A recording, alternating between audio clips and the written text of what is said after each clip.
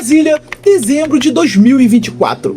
Num salão reservado no Palácio do Planalto, um banqueiro se sentou à mesa com o presidente da República, ministros de Estado e o presidente do Banco Central do Brasil. Ele não era parlamentar, não tinha mandato e não representava nenhum órgão público.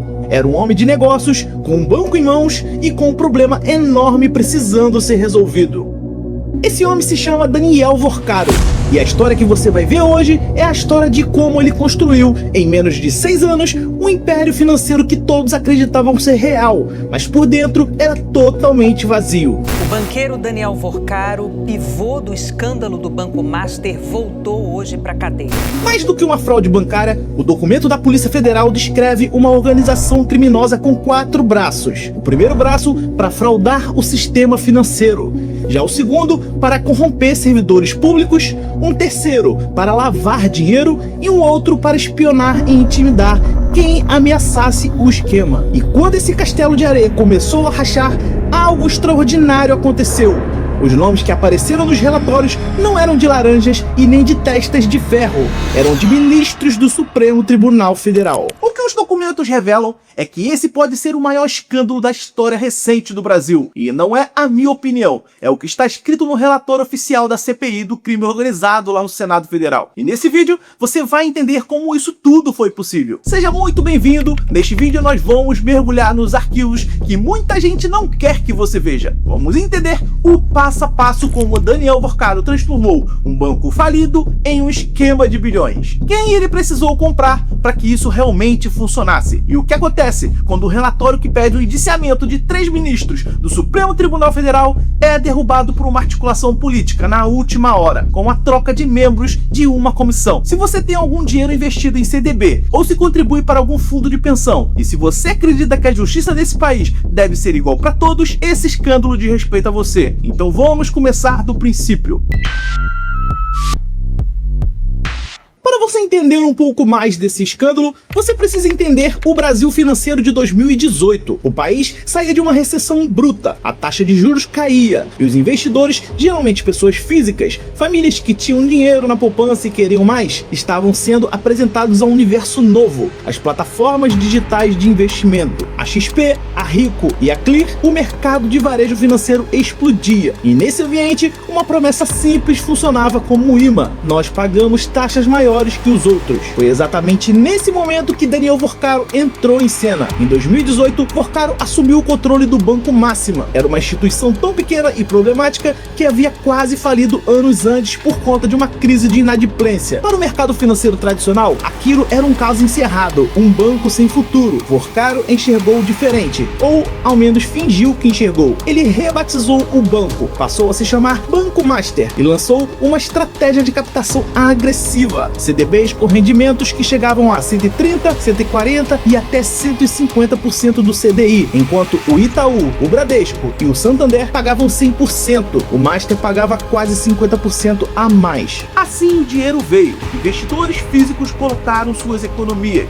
fundos de pensões estaduais aplicaram bilhões e plataformas de investimento espalharam o produto como se fosse uma mina de ouro. E os números, ao menos no papel, eram de deixar qualquer analista de queixo caído. Entre 2019 e 2024, o patrimônio líquido do banco saltou de 200 milhões para incríveis 4,7 bilhões de reais. As carteiras de crédito foram de 1,4 bilhão para 40 bilhões de reais. E em 6 anos, o Banco Master cresceu mais de 2.000%. A imprensa financeira elogiava, prêmios chegavam, Vorcaro aparecia em revista de negócios como se fosse um caso fenomenal de sucesso. Um banqueiro jovem que havia ressuscitado uma instituição quebrada com métodos inovadores. Essa era a narrativa. Ele investia em empresas de reestruturação, comprava as dívidas de grandes companhias como Oi, Grafisa, Light e CVC. Parecia arriscado, mas também parecia genial. Mas em algum momento entre 2019 e 2023, algo mudou. Os rendimentos prometidos eram altos demais para serem sustentados por ativos reais. O banco precisava captar cada vez mais dinheiro para pagar os CDBs que venciam. Era uma roda que precisava girar cada vez mais rápido para não parar. E quando a roda gira demais, sem combustível real, ela simplesmente quebra. O que os documentos revelam é que Vorcaro sabia disso e escolheu continuar. Ele escolheu construir uma outra engrenagem, uma engrenagem de proteção, para quando o dia do acerto de contas chegasse, houvesse alguém poderoso o suficiente para adiar o inevitável ou impedi-lo completamente de acontecer. O esquema do Banco Master era sofisticado e jamais visto, mas quando você entende o mecanismo, fica claro que era, na sua essência, uma pirâmide financeira que funcionava dessa forma. Uma pessoa física comprava um CDB do Banco Master em uma plataforma digital, o dinheiro entrava no banco e até aqui tudo normal, mas do lado de lá, esse recurso não ia para empréstimos reais na economia, ia para fundos de créditos, fundos que tinham características bem estranhas, onde o único cotista era o próprio Banco Master. Dentro desses fundos, o dinheiro era emprestado a empresas, mas essas empresas, segundo a Polícia Federal, eram ligadas ao próprio Vorcaro, à família dele e aos sócios próximos. Eram empréstimos fictícios. O dinheiro saía do banco, percorria uma trilha de CNPJs e desaparecia no bolso de pessoas do círculo do banqueiro. A PF apurou que dos mais de 3,5 bilhões investidos pelo Banco Master nesses fundos, 1,8 bilhão foi parar em empresas ligadas diretamente aos sócios do banco. Mas o esquema tinha uma camada ainda mais sofisticada e profunda. Esses fundos também aplicavam o seu próprio dinheiro de volta em CDBs do próprio Banco Master. O dinheiro saía do banco, entrava no fundo, voltava para o banco em forma de novo CDB e ia sendo resgatado aos poucos, desviando recursos ao longo do caminho. Era um ciclo fechado projetado para ser opaco e difícil de rastrear. A Polícia Federal identificou 4 núcleos que sustentavam toda essa estrutura criminosa. O primeiro núcleo, o núcleo financeiro, era o cérebro técnico do esquema, responsável pela emissão de títulos sem lastros reais, pela manipulação da demonstração financeira e pela estruturação das fraudes. O segundo núcleo, o núcleo de corrupção institucional, tinha como alvos específicos o Banco Central do Brasil. Servidores de carreira com décadas de experiências foram cooptados para garantir que as fiscalizações não chegassem onde precisavam chegar. Em janeiro de 2026, 2 servidores do Banco do Brasil foram afastados, profissionais com 28 anos de serviços, por indícios de recebimentos de vantagens indevidas. Já o terceiro núcleo, o núcleo da lavagem de dinheiro, usava empresas interpostas, fundos e uma rede de CNPJs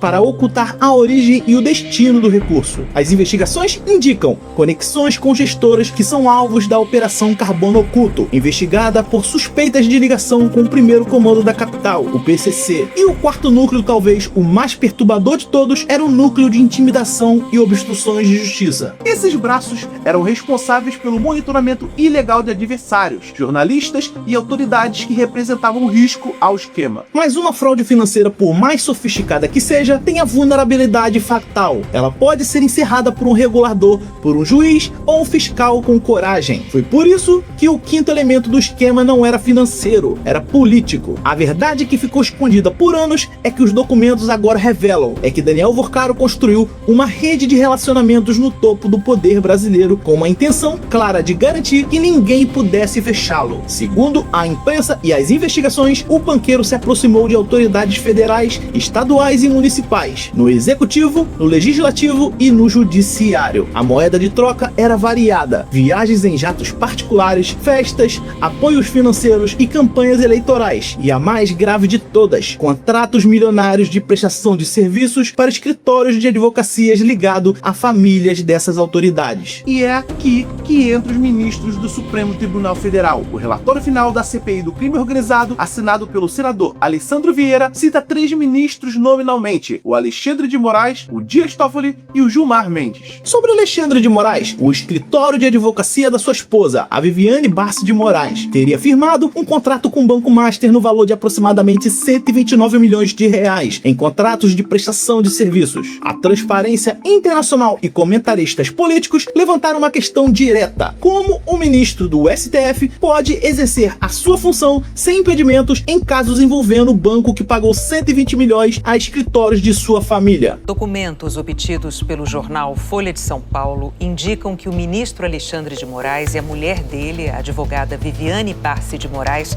usaram aviões de uma empresa do dono do Banco Master. Daniel Vorcaro é investigado por crimes financeiros. Além disso, o próprio senador Alessandro Vieira questionou publicamente se Alexandre de Moraes havia contatado o presidente do Banco Central, o Gabriel Galioppo, para obter informações sobre o caso do Master e para, nas palavras do relator, pedir pelo banco junto ao Banco Central. Galioppo confirmou ter recebido ligações, mas afirmou que todas as reuniões foram presenciais. Já sobre Dias Toffoli, ele foi sorteado como relator da ação do Banco Master no STF em novembro de 2025, exatamente quando o banco estava sendo liquidado e as investigações da PF avançavam. O relatório da CPI o inclui entre os ministros que agiram de modo incompatível com a honra e dignidade e o decoro de suas funções. Gilmar Mendes também é citado no relatório que lista pagamentos ligados a escritórios de advocacia e figuras do entorno político do ministro da Corte. Todos negaram qualquer irregularidade. E se você acha que ministros do STF em serem citados em relatórios da CPI já é o suficiente para chocar, espera até você ver o que aconteceu quando esse relatório foi para votação. O que descobrimos sobre os bastidores desse dia muda completamente a forma de como você vai enxergar o fim dessa história. Em 18 de novembro de 2025, o Banco Central do Brasil decretou a liquidação do Banco Master e junto com ela veio a Operação Compliance Zero da Polícia Federal, mandados de busca e apreensão cumpridos contra executivos, investidores e empresas ligadas ao banco, a prisão de Daniel Vorcaro e o início oficial do fim do esquema que durava anos. Mas quem pagou e ainda paga essa conta?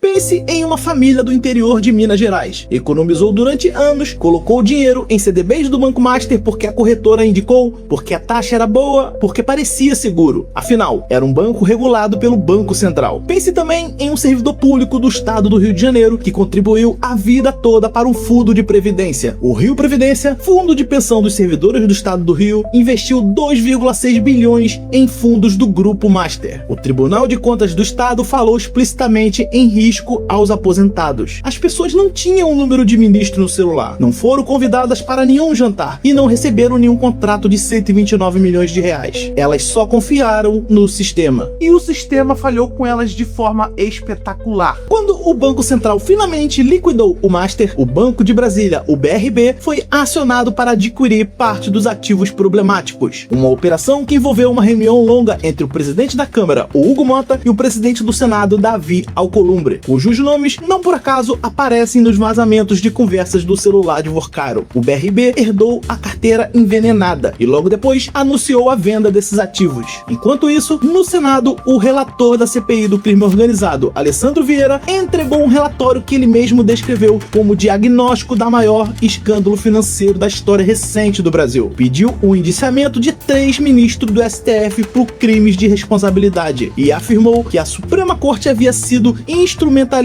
para proteger o esquema. E então veio o momento que definiu o destino de tudo. Na data limite para a votação, prazo em que o presidente do Senado, Davi Alcolumbre, se recusou a prorrogar, 3 membros da CPI foram trocados momentos antes da sessão começar. Uma articulação envolvendo o STF, o governo Lula e a liderança do Senado. O relatório foi rejeitado por 6 votos a 4. Os indiciamentos de Alexandre de Moraes, Dias Toffoli e Gilmar Mendes foram enterrados. O senador Jacques Wagner, líder do governo, votou contra e disse que não queria colaborar com a sanha de atacar o STF. Ao mesmo tempo, reconheceu estar tranquilo por ter sido citado no relatório, já que uma empresa de sua nora recebeu 14 milhões de reais do Banco Master entre 2021 e 2025. O caso do Banco Master ainda não terminou. As investigações continuam, a Operação Compliance Zero chegou à sua 3ª fase em março de 2026 e parte dos processos tramita sob sigilo judicial, porque envolve autoridades com prerrogativa de foro. Mas o que podemos dizer, com base nos documentos públicos disponíveis até hoje, é o seguinte: um banqueiro construiu uma fraude de proporções históricas, usou o dinheiro dessa fraude para comprar influência do mais alto escalão do poder brasileiro, no judiciário, no executivo e no legislativo. E quando as investigações chegaram, um relatório oficial do Senado que pediu o indiciamento de 3 ministros do Supremo Tribunal Federal foi derrubado. A lição que esse caso deixa não é sobre finanças, é sobre a arquitetura cultura do poder. Quando estruturas financeiras sofisticadas são usadas para capturar instituições públicas, não apenas corromper um servidor, mas comprar proteção no STF, no Planalto e no Senado ao mesmo tempo, o Estado de Direito não falha por acidente, ele falha propositalmente. E as pessoas que pagam por esse ato proposital são sempre as mesmas: quem poupou a vida toda, quem contribuiu com impostos e quem nunca foi convidado para um jantar. E eu quero saber o que você pensa sobre isso. Você se lembra de ter investido em CDB de banco médio nessa época? Ou conhece alguém que foi afetado por esse esquema? Me conta aqui nos comentários. Esse debate precisa acontecer. E se esse vídeo te fez enxergar algo que você não sabia, compartilha com alguém que precisa ver. E se inscreve no canal, porque traremos atualizações futuras e eu preciso ter certeza de que você gostou do conteúdo. Um forte abraço e até o próximo vídeo.